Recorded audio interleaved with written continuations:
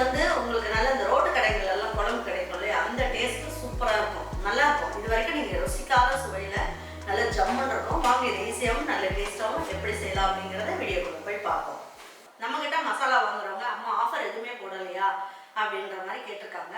நான் அவங்களுக்காக சம்மர் ஆஃபராக 1 மந்த்துக்கு மட்டும் 1 கிலோவுக்கு மேலே வாங்குறவங்களுக்கு நீங்கள் வந்து 5 கிலோ வாங்கினாலும் சரி 10 கிலோ வாங்கினாலும் சரி, நீங்கள் இந்தியா ஃபுல்லாக வாங்குனீங்க அப்படின்னா உங்களுக்கு வந்து courier charge free, shipping charge free தான். உங்களுக்கு இனிமேல் வேணுன்றவங்க வெப்சைட் வாட்ஸ்அப்பில் நம்மளுடைய மசாலா 75 மசாலா இருக்குது.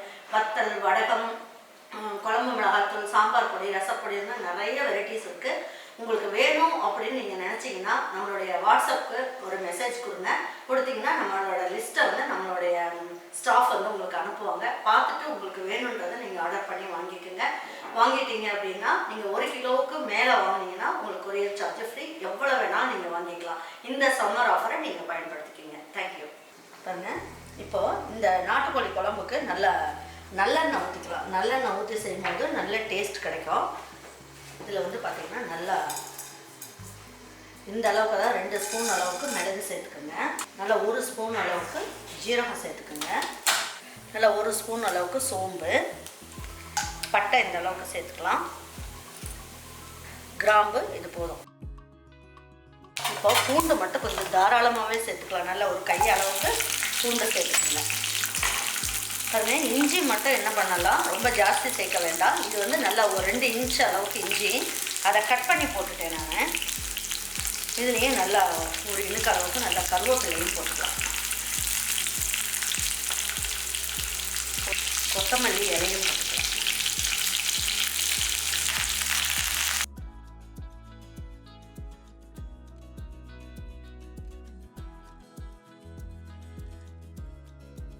இது வந்து 1.5 கிலோ அளவுக்கு நாட்டுக்கோழி அப்படிங்கிறதுனால இது வந்து ஒரு 1/4 கிலோ அளவுக்கு சின்ன வெங்காயம் சேர்த்துக்கலாம்.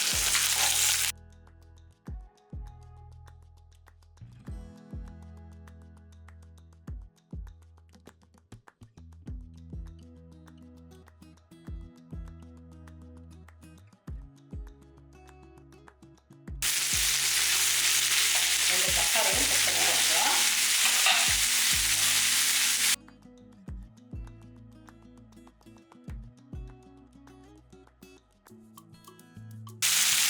இந்த குழம்பை பொறுத்த வரைக்கும் இது 1.5 கிலோ நாட்டுக்கோழி அப்படிங்கிறதுனால நம்ம காரம் அப்படின்னு பார்த்தீங்கன்னா இந்த மாதிரி 2 ஸ்பூன் அளவுக்கு சேர்க்கணும்.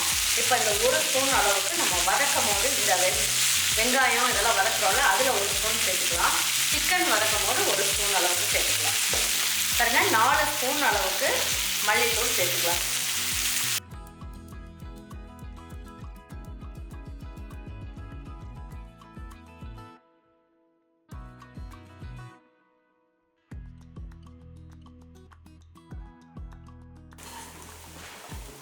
இப்போ ஆறுனதுக்கப்புறம் இதையும் அரைச்சிட்டு இதில் வந்து ஒரு 1/2 மூடி அளவுக்கு தேங்காய் துருவல், இதில் பாதி அளவுக்கு எடுத்துக்கிறேன். எடுத்து இதை தனியாக அரைச்சிக்கணும், இதை தனியாக அரைச்சிக்கணும்.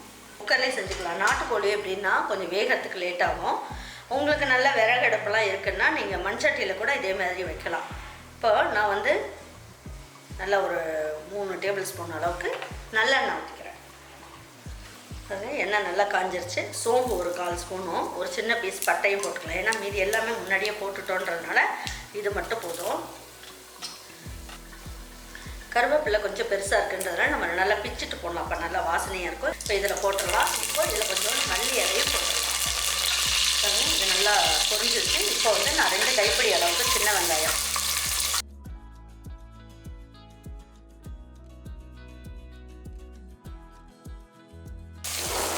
இந்த சிக்கனுக்கு தேவையான அளவுக்கு உப்பையும் சேர்த்துடலாம். 1/4 சிட்டிகை அளவுக்கு மஞ்சள் தூள்,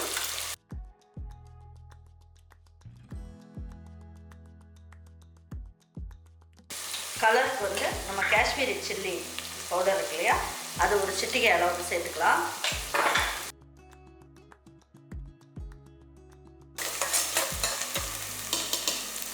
நல்லா வதங்கட்டும். இப்போ என்ன பண்ணலாம், நம்ம கழுவி மஞ்சள் தூள்லாம் போட்டு கழுவி எடுத்து வச்சுருக்க நாட்டுக்கோழியை இதில் சேர்த்துடலாம். இது 1.5 கிலோ அளவுக்கு வரும்.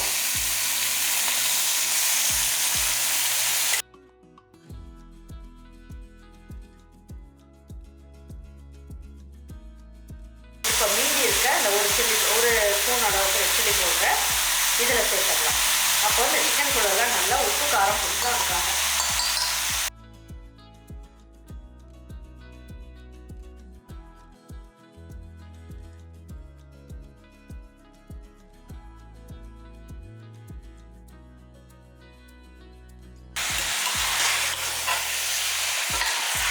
பாருங்கள், இதை நல்லா வதங்கட்டும். சும்மா லேசாக அந்த மாதிரி மூடி வைக்கணும்.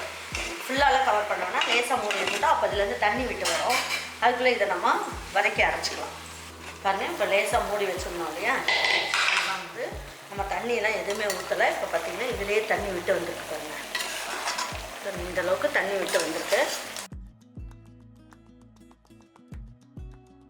இப்போ என்ன பண்ணலாம், இதுலேயே வந்து மல்லித்தூள் இதெல்லாமே போட்டுக்கிறதுனால இப்போ இந்த ஸ்டேஜில் இதையும் போட்டு வதக்கும் போது நல்ல ஃப்ளேவர் ஃபுல்லாக இறங்கிடும்.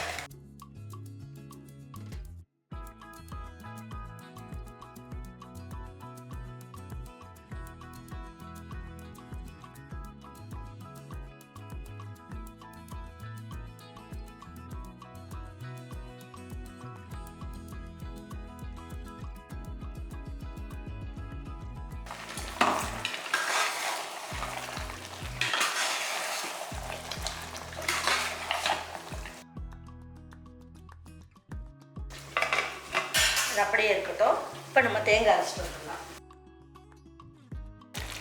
இப்போ எல்லாமே இந்த ரெட் சில்லி பவுடர் மல்லி எல்லாம் போட்டு நல்லா அப்படியே விட்டோம் இல்லையா, பாருங்கள் எப்படி இருக்குது. இப்போது இதில் அந்த தேங்காய் அரைச்ச தேங்காயை இதில் விட்டுருவோம்.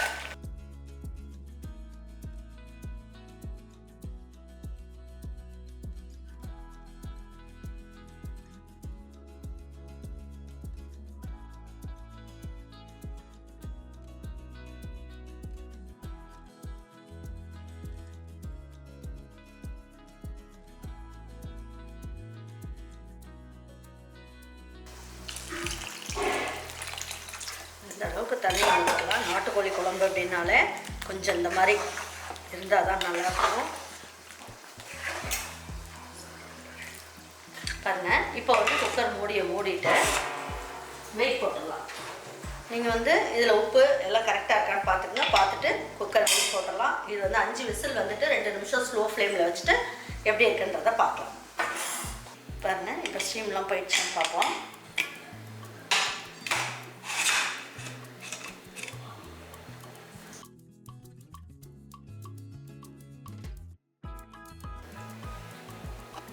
மல்லியெல்லாம் கருவேப்பிலை எல்லாத்தையும் பிச்சு போட்டுட்டு நல்லா கலந்துக்கலாம்.